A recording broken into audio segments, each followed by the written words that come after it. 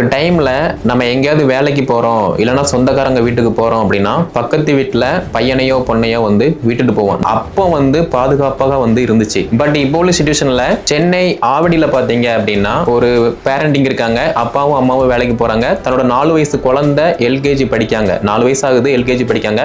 அந்த குழந்தைய பக்கத்து வீட்டுல நாங்க ஆபீஸ் போயிட்டு வந்துருந்தோம், என் குழந்தைய பாத்துக்கோங்க அப்படின்னு இது வந்து ரெகுலரா பண்ணிட்டு இருக்காங்க. கிட்டத்தட்ட ஒரு 3 மாசம் பண்ணிட்டு இருக்காங்க. சோ இந்த குழந்தையுமே அங்க சேஃபா தான் இருந்துகிட்டு இருக்கு. பட் ஒரு டைமுக்கு அப்புறமா பக்கத்து வீட்டு பொண்ணோட அவங்க தம்பி எங்கேயோ வெளியூர்ல இருந்து வீட்டுக்கு வராங்க.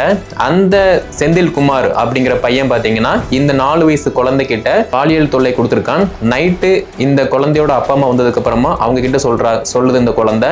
அந்த அப்பா அம்மா போலீஸ்ல கம்ப்ளைண்ட் பண்ணி இப்போ போக்சோல இந்த பையனை வந்து அடைச்சிட்டாங்க, ஜெயில வந்து போட்டாங்க. ஆக்சுவலா வந்து ஒரு காலகட்டத்துல எல்லாமே வந்து சேஃபா தான் இருந்துச்சு. பட் இப்போ உள்ள சிச்சுவேஷன்ல யாரு எப்படி இருக்கா அப்படிங்கிற மாதிரி தெரியவே மாட்டேங்குது. அஸ் ஏ பேரண்ட்ஸ் நம்ம தான் நம்ம குழந்தைங்களை பத்திரமா பாத்துக்கணும். ஏன்னா பெத்த அப்பாவே நம்ப முடியல. அப்படி இருக்கும்போது பக்கத்து வீட்டுக்காரனை எக்காரணம் கொண்டு நம்ப கூடாது. இதை பத்தி உங்களுடைய கருத்தை கீழே கமெண்ட்ல லீவ் பண்ணுங்க. மேலும் தகவல் பெற நம்முடைய சேனலை சப்ஸ்கிரைப் பண்ணுங்க.